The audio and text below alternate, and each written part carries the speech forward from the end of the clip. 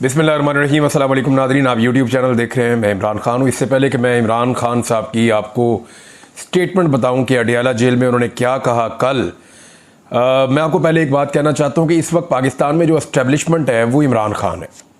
यानी हमें ये बात माननी पड़ेगी कि जो पाकिस्तान की रवायती एस्टेब्लिशमेंट है उसके पैरेलल अगर एक ताकत आकर खड़ी हो गई है तो वो इमरान खान है। इमरान खान ने एक मतवाज़ी निज़ाम कायम कर दिया अवामी ताकत के मुताबिक। यानी वहाँ पे अवामी ताकत है और वो इतनी ज़्यादा है कि उसका मुकाबला करना मुश्किल होता चला जा रहा है।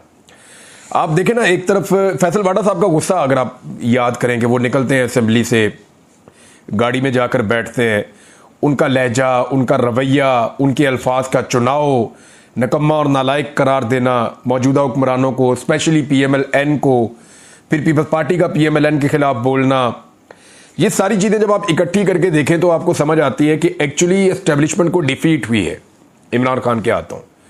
देखिए, जो मुझे समझ आई ना सारे खेल में, वो ये समझ आई कि 17 सीटों वालों को पहुंचाया गया हुकूमत में और भी इतना कंफर्टेबल पहुंचाया गया कि उनको 2/3 अक्सरियत के करीब पहुंचा दिया गया कि इनकी हुकूमत को ख़तरा भी कोई ना हो। फिर जब जब उन्होंने जिस जिस के ऊपर उंगली रखी उसकी सीट भी छीन कर इनको दे दी गई, हत्ता के मखसूस नशिस्तों के तोहफे भी दे दिए गए, तमाम तर सहूलतकारी की गई, इनके मुकदमात ख़त्म किए गए, इनके मुखालिफिन को जेलों में बंद किया गया, इनके जो मुखालिफ आवाज़ें मीडिया पे सारी बंद करवा दी गई, मीडिया इनकी जेब में डाल दिया गया, पैसा इनकी जेब में डाल दिया गया। तमाम तर नालायकियों और नकम्मेपन की वजह से इन्होंने पाकिस्तान की मईशत को तबाह किया। इनसे एक सवाल नहीं किया गया एस्टेब्लिशमेंट से, यानी उन्होंने इनसे मांगा क्या? एस्टेब्लिशमेंट ने सिर्फ एक आईनी तरमीम मांगी थी। आप गौर कीजिए ना कि एस्टेब्लिशमेंट ने अब तक इन हुक्मरानों को क्या कुछ नहीं दिया। यानी जो PMLN है या पीपल्स पार्टी है, क्या नहीं दिया उन्होंने? जो इन्होंने कहा दिया। मियां साहब ने कहा जी मुझे फजलुर रहमान नहीं चाहिए, फजलुर रहमान के बगैर हुकूमत बना कर दी। नवाज शरीफ अपनी दोनों सीटें हार गए थे, नवाज शरीफ को एक सीट जितवा कर दी। नवाज शरीफ की जो मुखालिफ उम्मीदवार है उनको अभी तक जेल में रखा हुआ है। मरियम नवाज अपना इलेक्शन महर शराफत से हार गई थी, उनको वजीर आला पंजाब बना कर दिया। शहबाज शरीफ के बाद टोटल 17 सीटें थी जेनवन, और उनकी ये सीटों को बढ़ा के उनको इक़्तिदार बना के दिया। तो ये सारा कुछ जब एस्टेब्लिशमेंट ने इतना कुछ किया इनके लिए, तो उसके बदले में उन्होंने मांगा क्या? एक आईनी तरमीम, और उस आईनी तरमीम के नंबर भी उन्होंने पूरे करके दिए।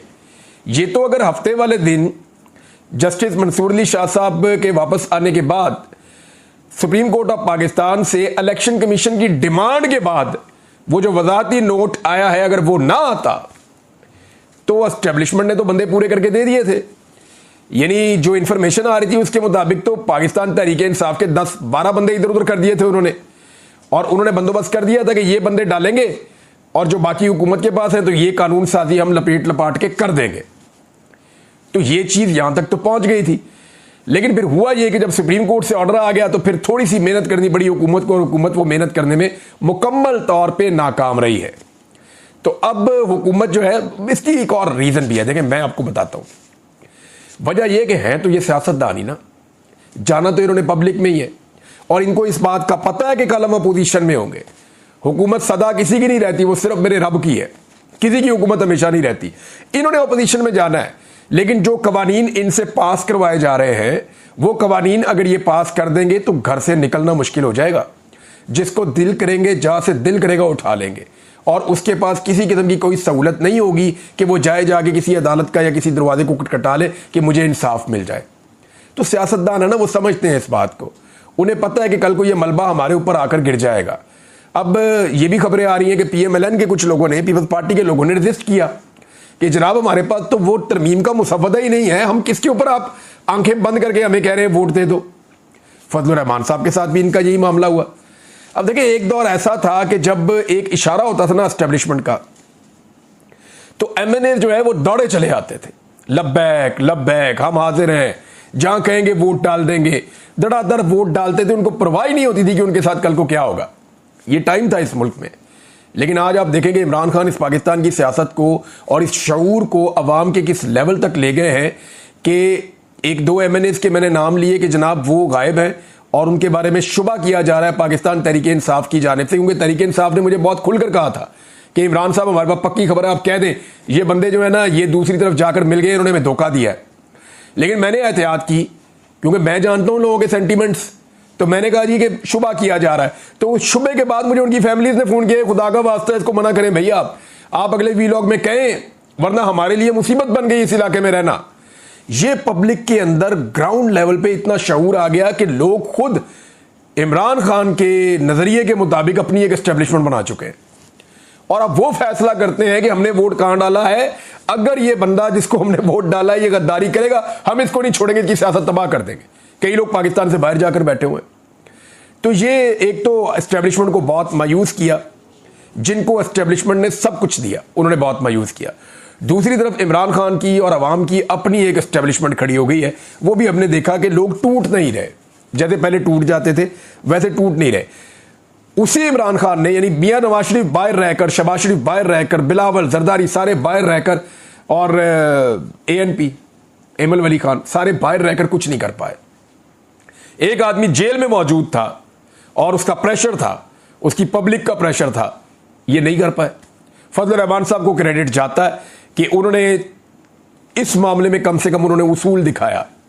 देखिए, फजल रहमान साहब के माजी में मामला हमेशा मशकूक रहे हैं, लेकिन ये जो मामला है आईनी तरमीम वाला, यहां पे आके फजल रहमान साहब ने मैं अब तक की बात कर रहा हूं, कल की बात मुझे नहीं पता, अब तक फजल रहमान साहब ने अवामी उमंगों की तर्जुमानी की है और वो इस स्टेटस को एंजॉय भी कर रहे होंगे कि लोग उनके बारे में कितनी अच्छी बातें कर रहे हैं।